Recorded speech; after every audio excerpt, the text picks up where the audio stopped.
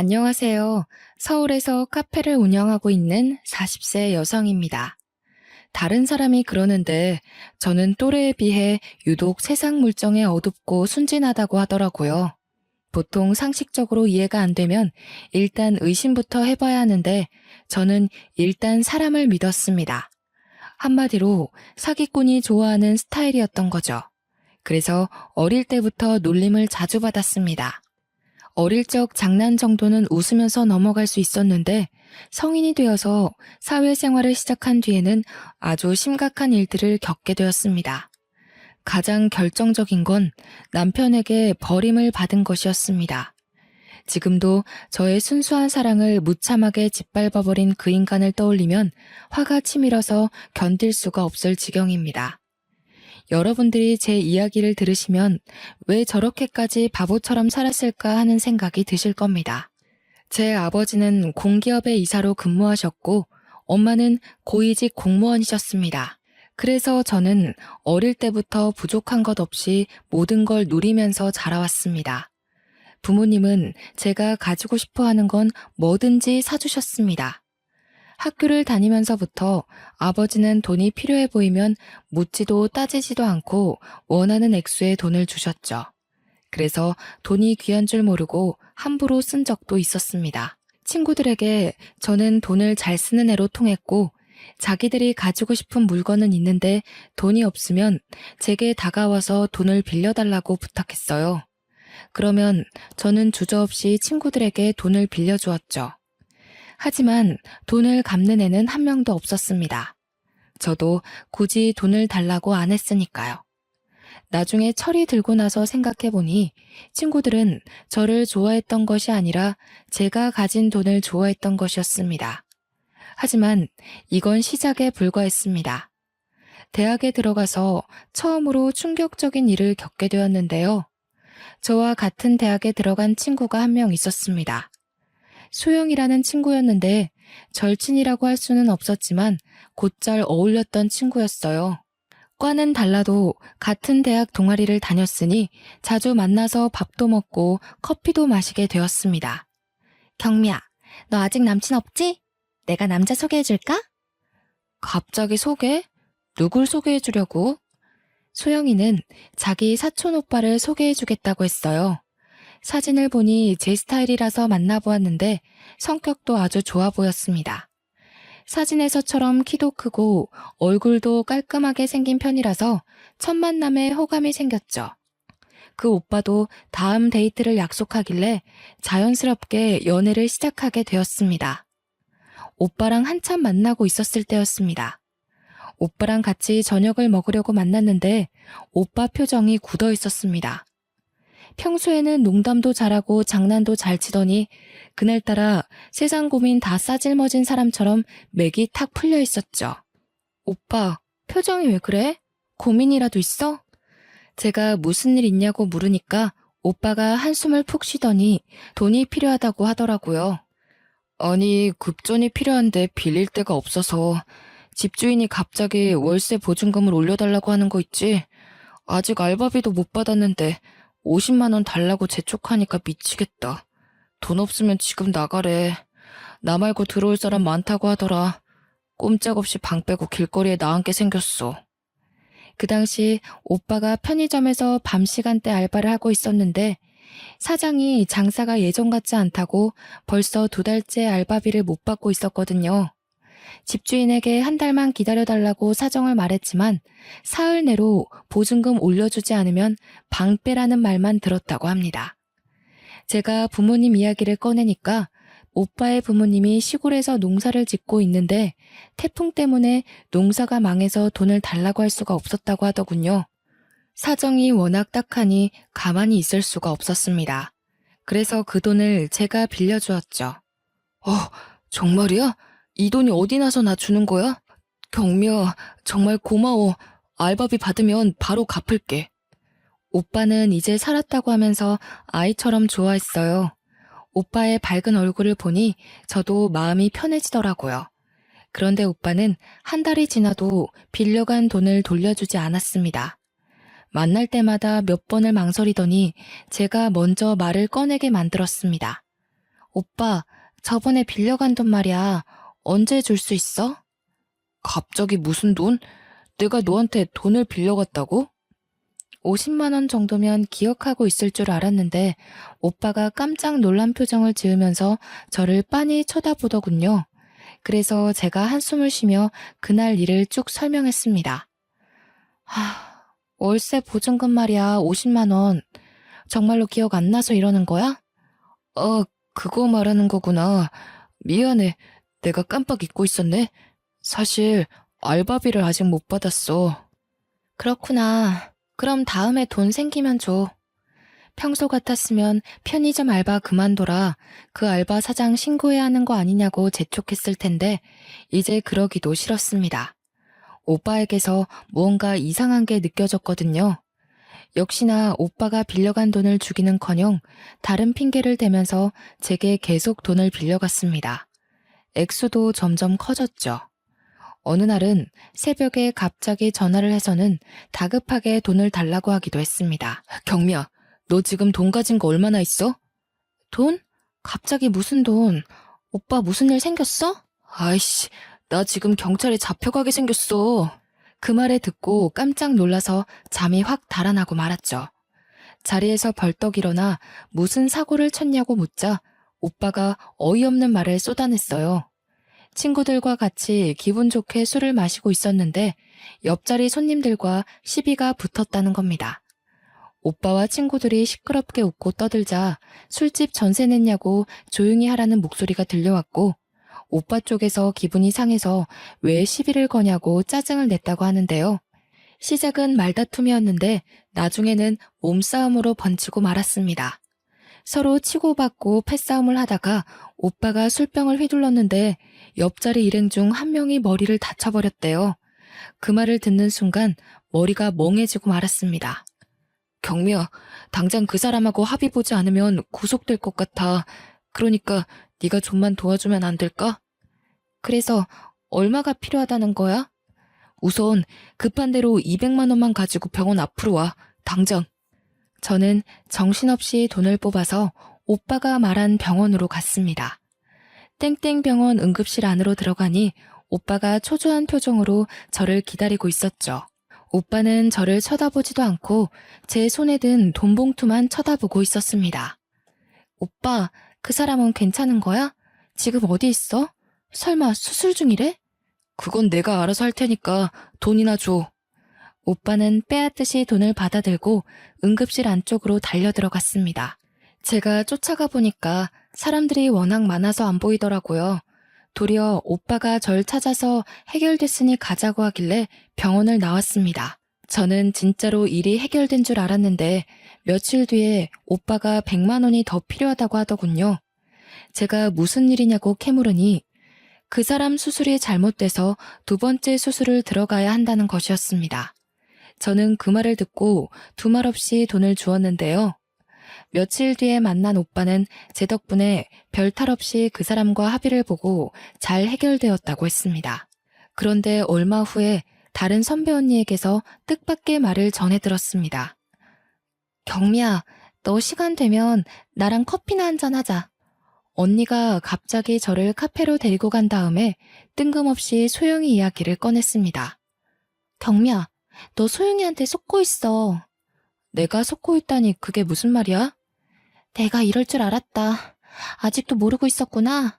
네가 만나고 있는 남자, 소영이 사촌 오빠가 아니라 애인이야.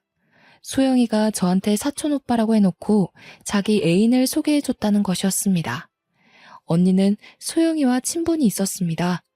언니가 같은 과 후배인 소영이를 동아리에 데려왔고 제가 그 동아리에서 소영이와 친해졌으니까요. 어쩐지 얼마 전부터 소영이가 동아리만 오면 호구 같은 스폰서를 하나 물었다고 자랑을 해댔습니다. 수영이 너 다음 주에 남친이랑 제주도 여행 간다던데 진짜야? 얼마 전까지만 해도 돈 없다고 징징댔잖아. 알바라도 새로 구했어? 알바는 무슨 다 돈이 생겨서 가는 거지. 해외여행은 못 가도 제주도 가서 바닷가 바람은 한번 쐬고 와야지. 안 그래? 둘 다 알바도 안 하는 주제에 무슨 돈으로 제주도를 가? 부모님이 대주셔서 가는 거야? 동아리 애들이 묻자 수영이는 호구 하나 잘 물면 돈이 그냥 생기는데 힘들게 알바를 할 필요가 없다고 하더라고요. 내가 고등학교 때부터 빨대 꽂고 챙겨 먹던 애야. 가진 건 돈밖에 없는 바보 같은 년인데 너희들은 모르고 있어도 돼. 어차피 말해도 몰라. 저는 소영이가 이런 식으로 말하길래 그게 저라는 생각도 못했습니다. 이런 식으로 소영이는 대놓고 저를 등쳐먹으려고 애인하고 작당을 했던 겁니다.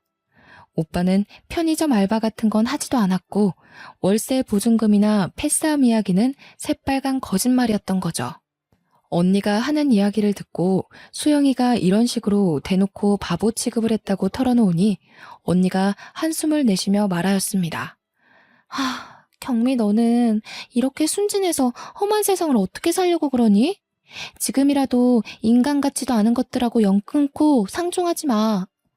언니는 소영이에게 이용당하는 저를 딱하다는 눈빛으로 쳐다보고 진심 어린 충고를 해줬습니다. 저는 두 년놈이 너무 괘씸해서 그냥 물러설 수 없었죠.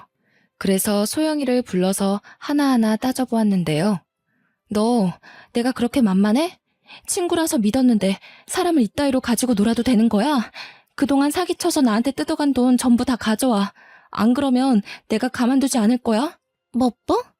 갑자기 왜 그래? 미안해, 경미야. 내가 생각이 너무 없었어.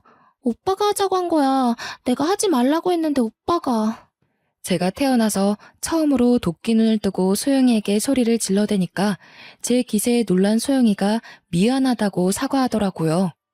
마음 같아서는 머리채라도 잡고 싶었지만 사람들이 싸우는 저희를 보고 몰려왔습니다.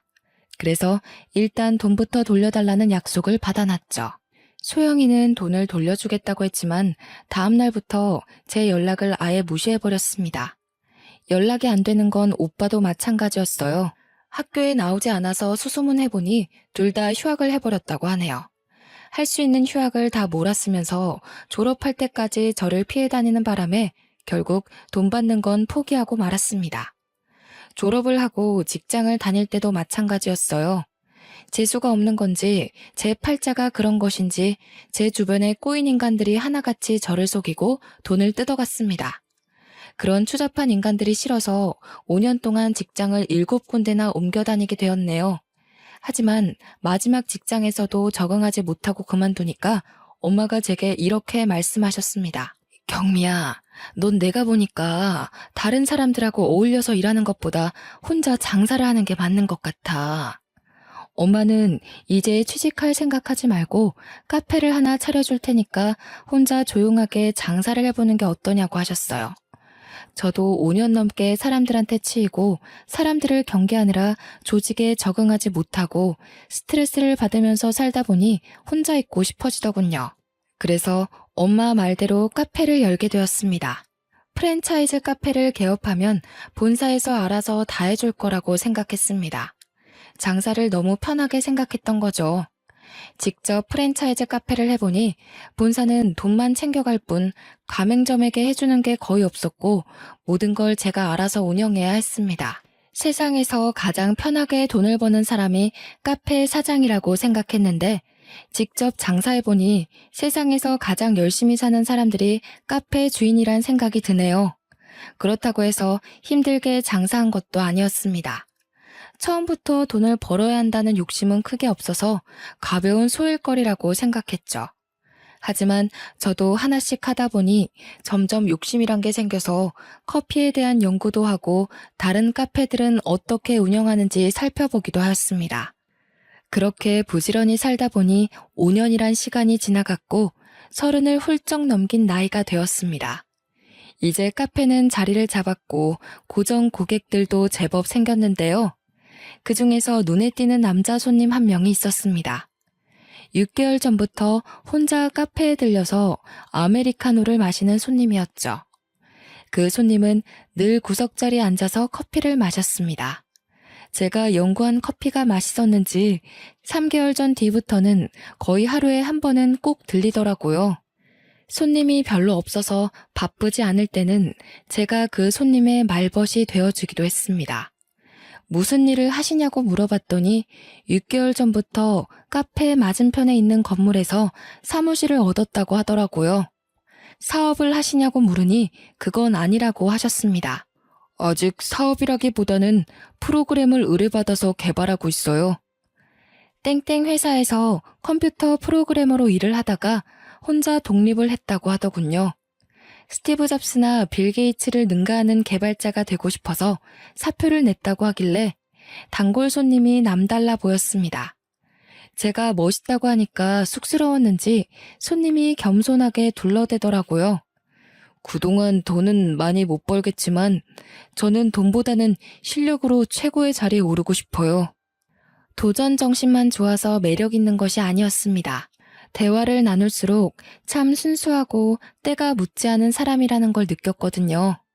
처음에는 커피 한 잔에 여유를 즐기면서 머리를 식힌 다음에 사무실로 가는 것 같더니 시간이 지나면서 저와 대화를 하기 위해 일부러 시간을 내서 카페에 오는 것 같았습니다.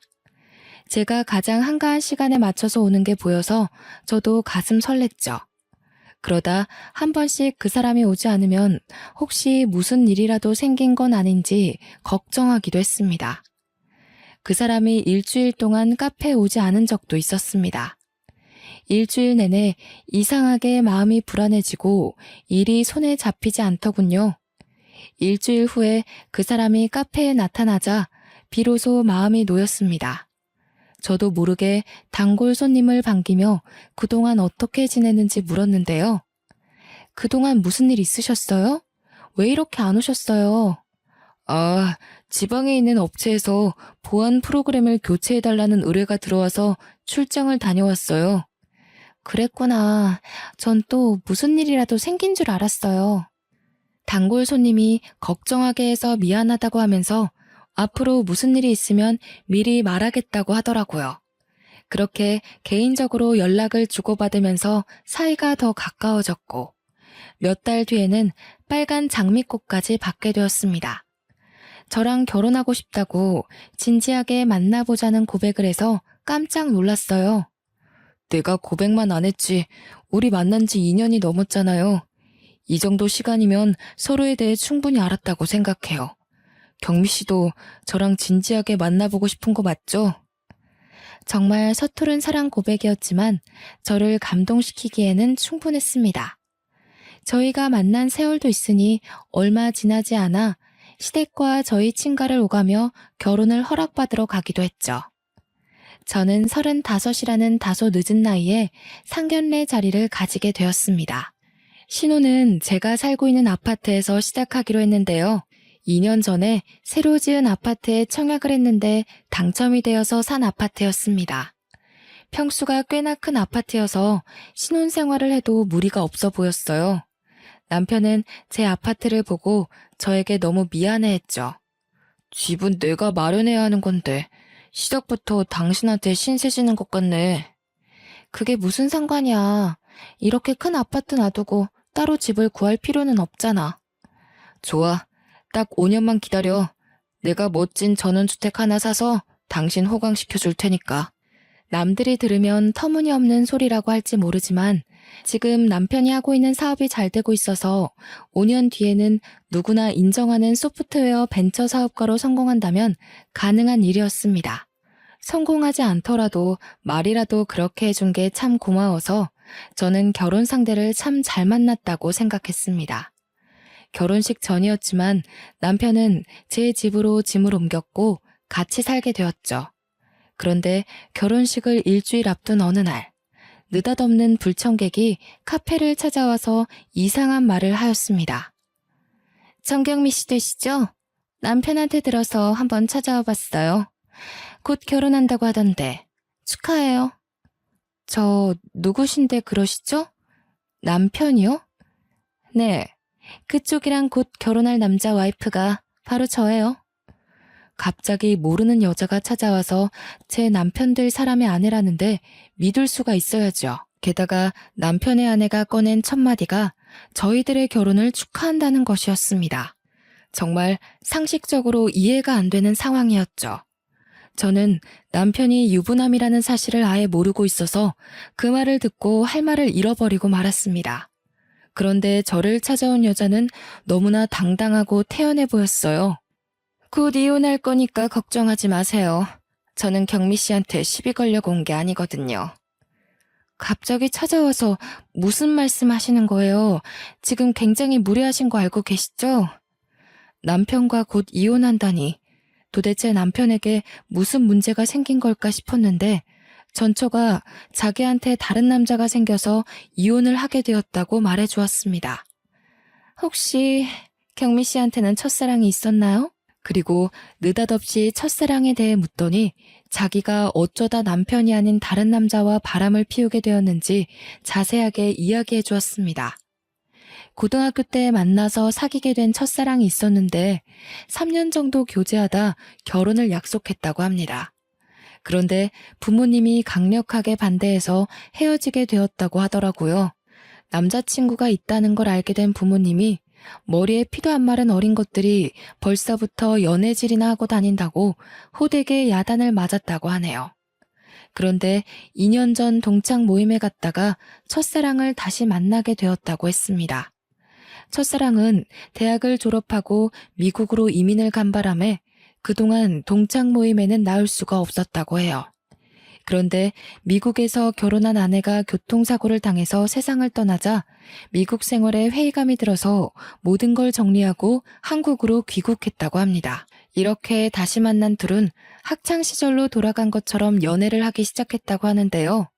하지만 꼬리가 길면 밟히는 법이라 1년 만에 저희 남편이 불륜 사실을 알아차리고 이혼을 하기로 합의했다고 하죠. 남편 입에서 이혼 이야기가 나오자마자 남편한테 모든 걸 다 털어놓았어요. 남편은 위자료 청구 소송 같은 건 하지 않고 조용히 합의 이혼하자고 하더라고요. 이미 법원에 이혼 신청까지 해서 자기들은 남남이나 마찬가지라고 하더군요. 며칠 내로 법적으로도 남남이 될 거라고 하였습니다. 내가 살아봐서 아는데 남편은 정말 착하고 좋은 남자예요. 그건 제가 확실하게 말해줄 수 있어요. 제가 바람 폈는데 합의 이혼하자고 하는 사람이 어딨나요? 정말 멋진 사람 같아서 이야기해주려고 왔어요. 이혼한 사이인데 굳이 제 가게까지 찾아와서 이러는 이유가 뭘까요?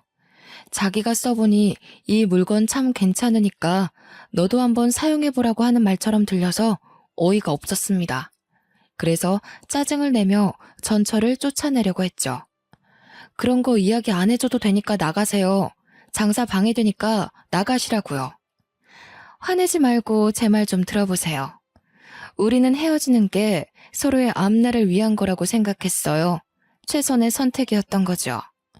저는 제 전 남편이 오해 안 받고 행복하게 살길 바래서 온 거니까 너무 그렇게 보지 마세요. 경미 씨도 행복하게 잘 살길 바랄게요. 이미 헤어진 분이 와서 할 말은 아닌 것 같은데요. 저희 일은 저희가 알아서 할 테니까 참견하지 마세요. 바람 펴서 이혼당한 주제 오지랖이 넓으시네요. 그런가요? 저는 한때 사랑하던 사람이라서 그랬어요. 잘 지냈으면 좋겠어서. 우습게도 그 여자는 떠나는 순간마저 제 결혼식에 못 갈 것 같으니 이해해달라는 말까지 남기고 떠났습니다. 기분이 정말 나빴죠. 그래서 저는 바로 가게 문을 닫고 남편이 올 때까지 기다렸습니다. 그리고 퇴근하고 돌아온 남편에게 왜 결혼한 사실을 숨겼냐고 물었죠. 남편은 카페에 아내가 찾아왔다는 사실을 듣고 놀라더니 자초지종을 설명해 주었습니다. 남편의 전 와이프가 말한 거랑 똑같이 말하더군요. 전 와이프가 1년 전부터 첫사랑과 바람을 피워서 이혼한 거라고 했습니다. 나도 고민 많이 했어. 그런데 차마 내가 유부남이라는 사실을 말할 수 없겠더라고. 속이려고 했던 건 아닌데 미안해. 아무리 그래도 그렇지. 나한테 고백했을 때 다 말해줘야 하는 거 아니야? 말하고 싶었는데 당신이 떠나버릴까봐 너무 무서웠어. 이게 다 당신을 너무 좋아해서 그런 건데 한 번만 이해해주면 안 될까? 남편은 이혼 절차가 마무리된 다음에 말하려고 했는데 생각보다 과정이 복잡해져서 고백할 타이밍을 미루게 된 거라고 하더군요. 황당하긴 했지만 이제 와서 재혼이란 걸 빌미로 파혼할 생각은 없었습니다. 어차피 저희 남편은 일주일 뒤에 전처와의 모든 관계가 정리될 테니까요. 이제는 모든 걸 잊고 새롭게 시작하면 된다고 생각했습니다. 차마 친정에는 말하지 못하고 결혼식을 올리게 되었는데요. 저희 부모님을 속여서 벌을 받는 걸까요? 갑자기 남편의 사업에 문제가 생기고 말았습니다. 남편이 사기를 당해서 큰 돈을 잃고 말았죠. 남편에게 연락을 한 업체는 누구나 이름만 대면 아는 대기업 연구소에 납품할 프로그램을 하청받아서 개발하고 있다는 땡땡 업체였습니다. 공동으로 자금을 투자받아서 개발할 파트너 업체를 찾고 있다면서 같이 프로젝트를 하자고 제안하더라고요. 프로젝트만 마무리되면 20억을 주겠다고 해서 남편이 바로 오케이 했습니다. 그런데 문제는 개발하는 동안 들어가는 경비였어요. 땡땡 업체 쪽에서 1억이라는 진행비를 부담하라고 해서 남편은 대출까지 받아가며 그 돈을 송금해 주었습니다. 그것들이 사기꾼인 줄도 모르고 남편이 한순간에 1억이라는 빚을 내버린 거죠. 이렇게 돼서 1억이라는 빚이 생겼어. 어떡해 여보? 당장 대출금의 이자까지 독박 쓰게 생겼어. 뭐? 1억이라고? 그놈들이 1억이나 사기친 거야? 왜 나한테 말 안 했어? 미리 상의했으면 이런 일 없었잖아. 미안해. 급한 사업이라고 해서 상의할 시간이 없었어. 지금 당장 진행하지 않으면 늦는다고 하길래 나도 모르게. 남편이 풀이 죽어서 저한테 사기당한 사실을 실토하는데 억장이 무너질 뻔하였습니다. 당장 사무실 문을 닫아야 하는 상황이라고 하니 1억을 구해줄 수밖에 없었는데요. 그 뒤에도 남편은 다른 사업을 한다는 핑계를 대면서 생활비를 주지 않았습니다. 제가 물을 때마다 하고 있는 사업에 생각보다 돈이 많이 들어가서 여유가 없다고 하더군요. 저는 당연히 저희 남편이 하는 말이니 믿고 기다렸습니다. 카페에서 나오는 수입만으로 충분히 생활이 되고 있었거든요. 그렇게 1년이 지나자 남편이 저한테 생활비를 주는 게 아니라 오히려 돈을 달라고 하였습니다. 납품 대금을 못 받았는데 직원들 월급을 줘야 한다는 핑계를 대거나 정부기관에서 발주한 용역 사업에 참가하려고 하는데 선납금이 필요하다는 이유를 댔었는데요. 적게는 몇백만 원에서 많게는 1,000만 원까지 제 지갑을 털어갔습니다. 어찌나 돈을 많이 가져가던지 밑빠진 독에 물을 붓는 심정이었지만 남편의 사업이 하루빨리 자리 잡기만을 바라고 있었죠. 그런데 남편의 사무실에 간 저는 어디선가 본 것 같은 얼굴을 보게 되었습니다. 사무실에서 나와서 계단으로 내려가 버린 여자는 아무리 생각해봐도 소영이었습니다. 소영이가 남편 사무실에 올 이유가 없을 텐데 잘못 본 거라고 생각했죠. 요즘 따라 남편이 돈을 달라는 횟수도 늘어나고 집에도 잘 안 들어와서 아무래도 확인을 해봐야겠다는 생각이 들었습니다. 그래서 남편이 출장 가서 없을 때 사무실에 가서 CCTV에 녹화된 영상을 확인해봤습니다.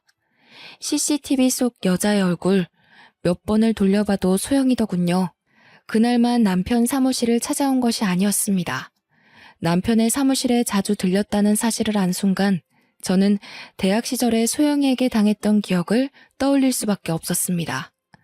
더 기가 막힌 사실은 소영이뿐만 아니라 전처도 남편의 사무실에 자주 찾아왔다는 것입니다. 셋이서 무언가 밀담을 나누고 의논하는 모습이 회의실 CCTV에 찍혀 있었는데요. 회의만 한 것이 아니라 남편과 전처가 서로를 끌어안기도 하고 부부 사이처럼 보이는 행동을 여러 번 하기도 하였습니다. 그 모습을 보자 저는 남편과 전처에게 완전히 속았다는 생각이 들었죠. 남편이 처음부터 저를 속이고 있었던 것 같았습니다. 남편과 전처 그리고 소영이가 어떤 관계인지 알아내야만 했습니다. 그래서 도청기를 구해 남편 사무실에 몰래 설치해놨습니다. 일주일 정도 기다리고 있다가 남편이 잠든 새벽 시간대에 몰래 사무실로 가 도청 녹음본을 확인했는데요. 도청기에는 여러분이 상상할 수 없는 충격적인 대화가 녹음되어 있었습니다. 언니, 내 말이 맞지? 그녀는 사기 쳐먹기 딱 좋은 년이야. 그래, 이 덕분에 우리 형편이 좋아졌어. 이 은혜 잊지 않을게. 우리 여보 말이 맞아. 정말 처제 아니었으면 나는 빚쟁이들한테 맞아 죽었을 거야. 내가 뭐라 했어. 내 말만 들으면 팔자 필 거라고 했잖아. 경미 걔는 대학 다닐 때부터 멍청하던데 아직도 사람을 쉽게 믿더라. 자기한테 좀만 잘해주고 간이고 쓸개고 다 내주려고 그래.